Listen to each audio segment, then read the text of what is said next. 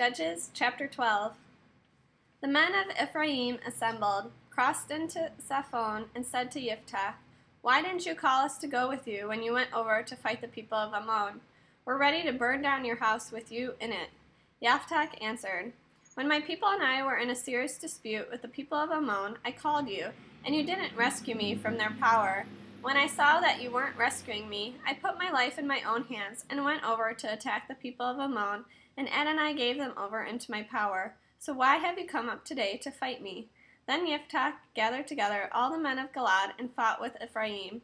And the men of Gilad defeated Ephraim, because they were saying, "You Gilad men who live in Ephraim and Manasseh have deserted Ephraim."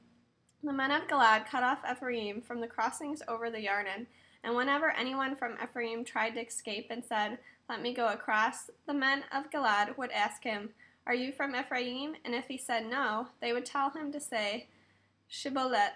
If he said Sibboleth, because he could not make his mouth pronounce it right, they took hold of him and killed him on the spot at the Yarden crossing. At that time 42,000 men of Ephraim died.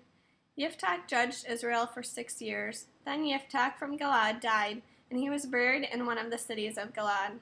After him, Ibzan of Beit-Lechem judged Israel. He had 30 sons, and he had 30 daughters, whom he sent abroad.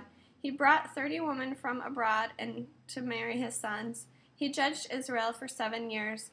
Then Ibzan died and was buried at Beit-Lechem.